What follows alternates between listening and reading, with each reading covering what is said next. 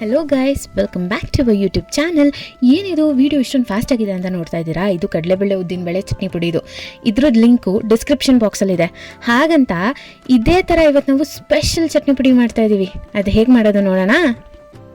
ಈಗ ನಾನು ಆಗಲೇ ಒಂದು ಕೊಬ್ಬರಿನ ತೊಗೊಂಡು ಈ ಥರ ಹೆಚ್ಚಿಟ್ಕೊಂಡಿದ್ದೀನಿ, ಒಂದು ಪ್ಲೇಟಿಗೆ ಹಾಕ್ಕೊಂಡಿದ್ದೀನಿ.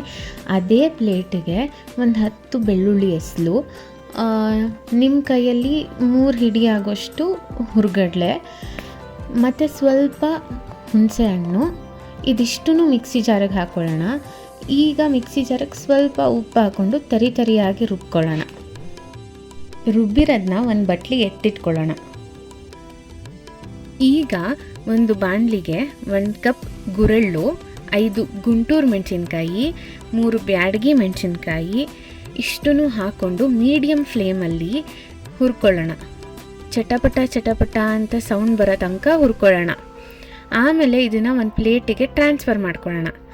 ಅದೇ ಬಾಣಲೆಗೆ 3 ಹಿಡಿ ಆಗೋಷ್ಟು ಕರಿಬೇವನ್ನ ಹಾಕ್ಕೊಳ್ಳೋಣ.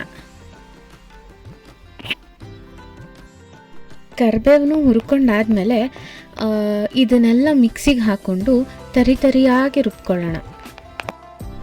ಈಗ ರುಬ್ಬಿರೋ ಎಳ್ಳು ಪುಡಿನ ಅದೇ ಬಾಣಲೆಗೆ ಹಾಕ್ಕೊಳ್ಳೋಣ. ಆವಾಗಲೇ ರುಬ್ಬಿದ್ವಲ್ಲ, ಆ ಪುಡಿನೂ ಅದೇ ಬಾಣಲೆಗೆ ಹಾಕ್ಕೊಂಡು ಚೆನ್ನಾಗಿ ಮಿಕ್ಸ್ ಮಾಡ್ಕೊಳ್ಳೋಣ. ಇದೆರಡೂ ಚೆನ್ನಾಗಿ ಮಿಕ್ಸ್ ಮಾಡಿಕೊಂಡ್ರೆ ಗುರೆಳ್ಳು ಚಟ್ನಿ ಪುಡಿ ರೆಡಿ ಆಗುತ್ತೆ.